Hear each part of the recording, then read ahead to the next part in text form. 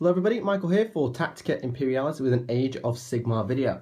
Today I'm joined by Kieran and we're going to do a proper sit-down Age of Sigmar review. We've played the game several times, we've made several battle reports, and we've played games off camera, and so we think it's time that we properly get a review of the game.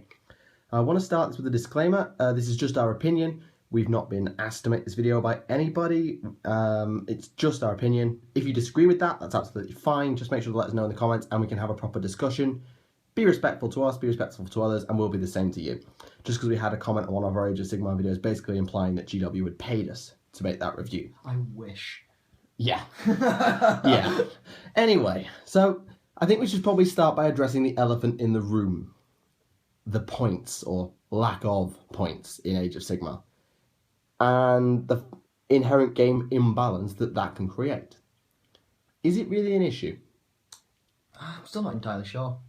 I mean, we're fairly casual players, and we try and make it fairly evenly matched.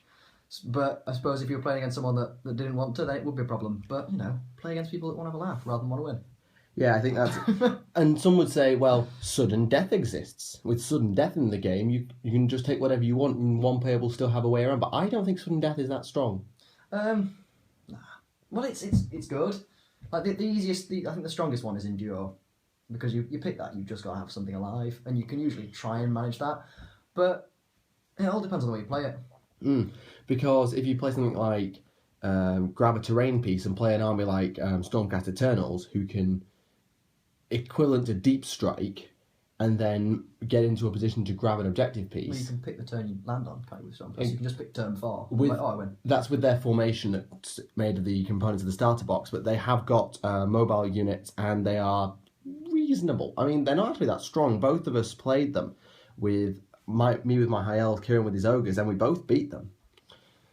So beat is a little bit of an understatement, I think. you completely annihilated them. But it was definitely an interesting experiment. I do think that it does need something to be addressed if people want to play Age of Sigmar even pseudo-competitively, because casuals won't care, but anyone who wants to have a fair match will probably want to think of something like we're using a point system, which is proving to be reasonably balanced. Yeah, it still needs some tinkering though, because things like missile troops are a bit too expensive with the way you've done it. But we'll this guy right here, I'm looking at you, Mr. Darkshard. Yeah. Costs half as much as an ogre. Never does that much. No, right. But yeah, that's... But moving on, the first thing that was newly introduced was the hero phase, where you have command abilities and you have a very neutered magic phase, where you just drop off the odd spell. And I'm going to come out and say it, I think Magic is in a far better position than it was in Warhammer Fantasy. Yeah. Because in Warhammer Fantasy, magic phases won and lost the game. Yeah. One good magic phase and you could swing a turn. Swing a turn, you swing a game. Your opponent has a bad magic phase on the follow-up, it's GG. Yeah. Now, yes, the spells are useful and potentially pretty damaging, Cold War Knights with Mystic Shield, but it's not as bad as it used to be, and it's certainly fair. And none of the signature spells that are not Arcane Bolt and Mystic Shield seem to be too strong. I don't know, the Maul's pretty good, but again, it's higher casting value 7, means you're not guaranteed to get it. It's all short range, isn't it? I feel like dispelling could be made a little bit easier. You need a wizard. Well, yeah, but I don't think we've ever dispelled anything in a game we've had. Purely because of the 12-inch range to be within. Yeah, you've got to be close, you've got to have line of sight, and you've got to be a wizard just to try and unbind a spell, which, while that's probably fair, in that it gives wizards who play short-ranged armies a chance to stop the opponents wrecking their magic phase, it does mean that certain armies can really exploit that by camping their wizard right at the back of the board, casting an AoE spell, an aura, and the opponent's not close enough and wrecked. So I think maybe a buff to the range at least, or maybe even just to introduce a natural resistance. Well, because it just makes it more complicated, doesn't it? I think if you just increase the range, see how that works. That's my only little niggle with the magic in it so far. But I do think command abilities are fun. Yeah, command abilities are a really cool part of the game. Inspiring Presence, I never realised how valuable Immune to Battle Shock was until I watched half a squad just run away in one go. It's such a valuable ability that every general has, even if they're not someone with their own command ability. And often, the inbuilt command abilities are better than Inspiring Presence. Yeah, well, I've not bothered using any of my command abilities yet, because I don't play big enough units of ogres to need Yeah. Yeah, to need to. But for me, I found the Dreadlords rerolls to wound for a unit, the High Elves Princes rerolls to hit for a unit, Sea Helms reroll everything if you don't move ability. Yeah, that's pretty decent. There are some really neat command abilities hidden away, and if you can trigger them by picking the right general, you can really bend a game plan to your ways, which is really good. They're not game breaking by any stretch. They're fluffy. Some of them are really fluffy, which I think is really cool. Got one in mind? Well, I like the because all the greater demons have their own command abilities, and the ones in the demon army that do, and the Slanesh one is awesome. Go on. So you get to give a character. So you pick a character on the opposing side. You get to give them an additional 6 attacks for one of their weapons. But if there are any ones to hit, they're dead. Which is really cool because it's really kind of like it makes sense fluff wise, and it's not just like okay, your character's dead. It's like okay, you can choose if he dies, and he might not die, but when he dies, it's your fault. Yeah, like, it's really quite. It's clever. Different. A dark bargain almost. Yeah. And it's Greasus's command ability as well. That's there, but that's one of the ones that you have to, you know, the ones with the silly interactions. Yeah, you have to barter with your opponent. Yeah, so I've got a trade with you for something, and if I can get you to accept my trade, then I can choose a unit of yours, and I've got 4 different tiers of what it can do. So it can either become my unit, if I offer you something really decent for a trade, it can attack itself, I think, not do anything, or not move. Yeah, there are some really fun abilities, and I think that's another point, is there are some really clever, fun, fluffy Easter eggs almost. Yeah. The Dragon Host's ability to remain completely impassive during opponent's hero phase to get a bunch of rerolls. The Night Goblin one that you get if you wear a hood. And the Orc Musicians get extra movement if you're willing to shout wah in the middle of a gaming store. I'm yet to try this because I haven't played Orcs in Age of Sigmar yet, but I do have a... You never call your wars anyway for 40k, so... No, that's fine. I wouldn't do it, but I think that's quite divisive. Yeah, I quite like it. I like it because, well, I like narrative, but there will be some people who are like, this is ridiculous. Yeah. Like, some people will be thinking, why do I have to do something stupid in order to do... It's a game. Because it's a game. It's not designed for competitive play, but I think it does annoy some people. That is the only reason I want to see Age of Sigmar tournaments, is so that rule can be enforced. Yeah, And you'll get people turning up dressed as Night Goblins or whatever in order to get their abilities off, which will be awesome. It will be hilarious to see. I think movement is pretty fair. There's no issues there. Charging later, I think, is probably necessary now, because the old fantasy, the movement phase was king. You got your charges off, or you failed your wheels, and you means you can shoot and then charge, which makes sense again. Yeah. Oh Christ. Crap. Is that? Oh, sorry, I had a battery notification pop up at me. But yeah, I think another phase is shooting got way, way better. Yeah, it was always naff in fantasy though. True, but holy jeez. Well, you say that. My lead belchers have had 2 shooting phases in the 13 or something games I've played. Probably done. They killed 1 Stormcast Eternal, and that was like their finest hour shooting. And yet you've seen what Sisters of Avalon can do. No, I know. They wreck me. I think the main reason is that they are shooting units, I think now, got really buffed by the lack of strength and toughness. Because they have a flat to wound value now, which is 3s or 4s. And flat to hit. Flat to hit. Flat shooting is huge in fantasy. True, compared to the old, you're a -1 to hit if you move. But almost all the ranges have been made shorter, so... Yeah, it does counter that, but I do think shooting got a huge buff, and the fact that armor saves never go beyond a 4+, except in the most ridiculous circumstances. I don't know, it's quite a lot of Stormcast stuff's got better than 4+, hasn't it? And not most heroes, but some heroes, but yeah.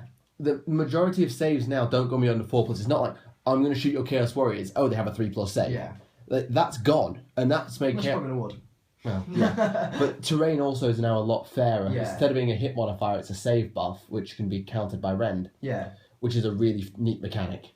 Well, it's like the old armor piercing sort of stuff with the strength modifiers, isn't it? Yeah, but it does work. Yeah, it's simpler. Everything's been made simpler, it's nicer. I have a quibble with damage. Yeah, I know you do. I have a major... To be fair, though, that's probably because you only play ogres. No, but even... I think damage 2 I don't have a quibble with. Damage 3 I have a big issue with. Yeah. Anything that's damage 3 or above ought to be a monster. Is crippling. Because, okay, I'm going to shoot 1 shot at you. 3 guys died. What? I understand your pistol is basically firing a mini cannonball at me, but 3 guys died from 1 shot? Are you serious? Hey, it's annoying, but if it wasn't in the game, armies like Stormcast, Chaos, ogres would just run rampant because they have multiple wounds. And monsters would be even better. Because I think monsters have got to a good place in fantasy. Because everyone wants a... You play fantasy to use monsters. That's 40k, right, okay, it's got demon princes and whatnot, it's got tanks is more 40k, monsters is more fantasy. It's always how it's been, it's pretty much always how it will be. And the fantasy monsters are really pretty, but they were crap. Oh, come on, you could bring... Dragon was what? How many points? 400? 400? Back in the day. Dwarves bring 4 cannons for that, which is going to win. Fair point. 2 of those cannons take out your dragon in one turn, the other 2 maul something else. Yeah. So war machines and monsters roles have been reversed, but monsters were never going to be that good because they have to get close. But I think monsters got doubly nerfed. Well, they got buffed in some ways and nerfed in others. Yeah. They got buffed by the fact they've now got a butt ton of wounds. Yeah. Like 10, But there are no 12, toughness values. 14. But they are easier to kill because they have worse saves and they are easier to wound. And they get worse, which...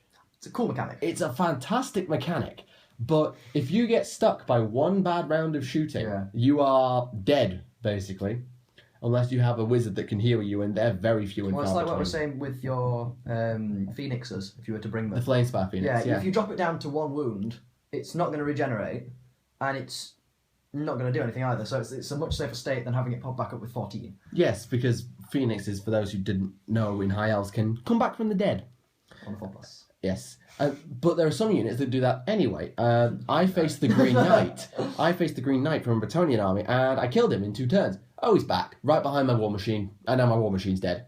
Thanks. And so, oh, he didn't turn up this turn. Oh, he'll come back next turn. You always did that, but it was... But because you don't have big blocks of units anymore, it's easier to get round things, and it's a much more... It's a skirmishy game, but it's not a skirmish a game. Single model kind of skirmish. It's nice. Yeah. I'll be honest, I did not want a skirmish game. I talked several times I do not want a skirmish game. And while we have a game that looks like a skirmish game and probably plays a bit like a skirmish game, it doesn't feel like a skirmish. Because you can still do grand scale games and have lots and lots of stuff doing lots and lots of damage. Yeah. Which is a good thing. Plus, when you get into bigger games, battle shock becomes more of a thing. We don't have much issue with battle shock because we're losing maybe 2 guys around. Well, it takes a lot for me to lose a guy, and I've got pretty high bravery. Elves have really high bravery, so... It's not so bad for us. But I could just imagine if I take a 50-man block and then I get dropped on like Thunder Tusks with their stupid damage 6. Damage 6, like... but it's a monster. Damage 6, it's 6 mortal wounds. It's even worse. 6 mortal wounds, ladies and gentlemen. But yeah, I can just imagine, you lost 6 guys. Okay, you lose D6 minus 1 guys. Yeah. That could be really terrifying. And I think... But it's still a nicer mechanic than leadership tests were. Because although, you had a high chance of passing them, we've played some 30k stuff, and it was pretty devastating in that, was leadership tests. One bad leadership test. You didn't see this. We were going to do a fantasy send-off battle report. The data was corrupt that I couldn't use it. But in that game, I failed a morale check and then lost half my army. Because one ran off, and then that unit had his general in, so he didn't get... Inspiring presence. So the rest then, it ran like 5 inches of another 2 units, and then they ran off. And with a single, I think it was, what was the spell? It was the ogre spell that makes you take a panic test. I was like, it's the only thing in range, I'll cast that. And then everything ran away. I was like, right, I won. And then I remembered how to battle standard and everything was fine. But still. So that doesn't happen anymore. But I think for my army, it's an improvement. Yeah. Because I only lose 1 wound's worth of guys. For my army, it's a huge improvement, because ogre's leadership was always a bit. But now for every time you fail a battleship test, you've lost 4 wounds of a guy. It's not just like the unit's But I've not failed any yet. I haven't caused enough wounds to make you, because I'm not running the right sort of army to do it. But I could just imagine ogres versus ogres. That could be an absolute bloodbath with battle shock tests, basically deciding the game, and then your command ability comes in. Yeah, that would come in. Well, that's the thing, isn't it? Because I've never had to use it, because I've never been in a situation where I'm like, right, okay, I'm losing lots of guys. I need immune to battle shock on multiple units. Yeah. It's definitely fun. I think that's one thing I will say for Age of Sigmar. It's a lot of fun. It's easy.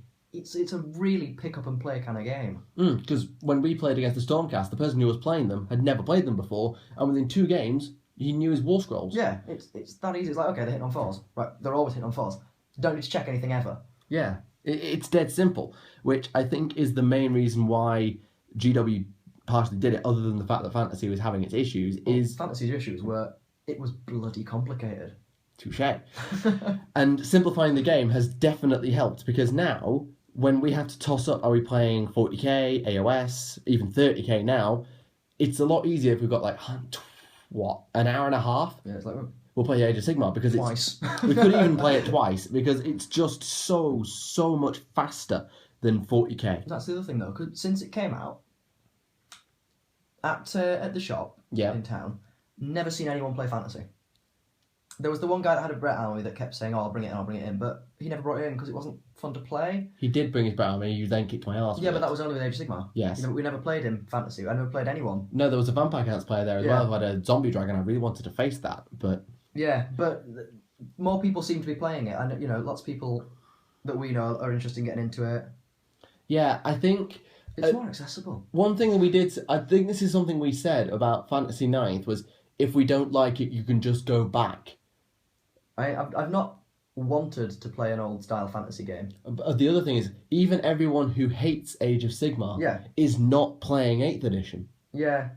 Even if you had a community that just rejected Age of Sigmar. Well, we don't know that for sure. We don't know really, that. Yeah. But it's... I wrote an article for Cadian Shock, and the comment was, well, nobody's playing 8th now in my meta, and nobody's playing 8th in our meta. And so, fantasy has died, and I kind of feel sad about that.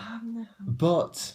Considering I've played fantasy longer than you've played... Yes. I don't care. It's, you know... Then again, you don't care about anything. Well, yeah, but it was my game, you know. I've got about a third of all the different armies. Yeah, that's true.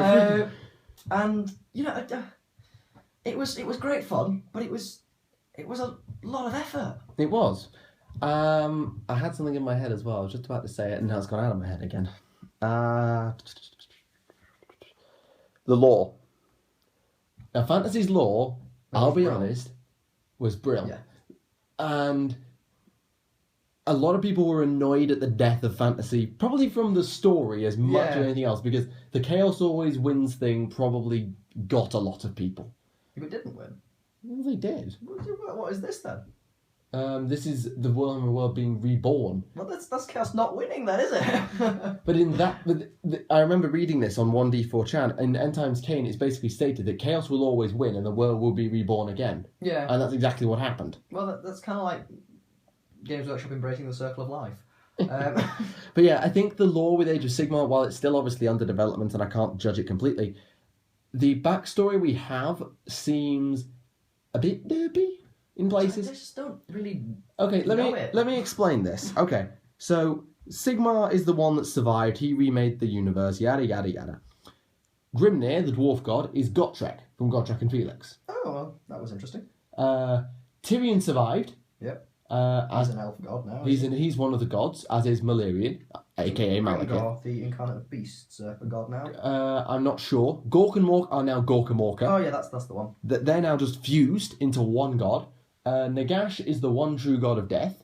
And they were all in some big grand alliance. And then Nagash betrayed everybody. Again. And then Gork and Morka got bored and buggered off to go and fight something. And then Chaos got in. Again. And now we're back where we are. And I don't know what to make of that as a backstory. It needs desperately for new factions. Because at the moment, all this Chaos and Stormcast release really doesn't help. Because it's giving us one story. Doesn't give us all the lore, doesn't give us the Elvish perspective, the Dwarvish, the Skaven perspective, because they're basically in the warp now. Give me some ogres. Yeah, you're biased. So yeah, the lore really needs some development before we judge it fully, but it's still better than what people thought, because everyone's like, oh no, my army's going to be destroyed, I don't want to play Britannia. It was like, nope, Britannia's going to die, and they've not. They've just been like reassimilated. Sure, there's these new factions, but you still play them, so everyone's still there. And we can't really judge the balance of the game until all of this lot has been re-updated into new AOS rules, whenever that happens to be, which will probably be in about 6 years' time. That's fine. So, there you go. That is our review of Age of Sigmar. Overall, I think we like it. It's not perfect. It has its flaws. And some of them are a little bit crippling, i.e. the lack of points. That's really still chafing with me. But It's a fun game, it's easy to play, and if you really are looking for something new to try and you've got 2 hours on a Friday night with your mate, you can do a lot worse than picking up a game of Age of Sigmar, because quite frankly, you'll get a game in, which is something I can never say about any other Games Workshop games. Does it stack up to other Skirmish games out there? Don't know, haven't played them.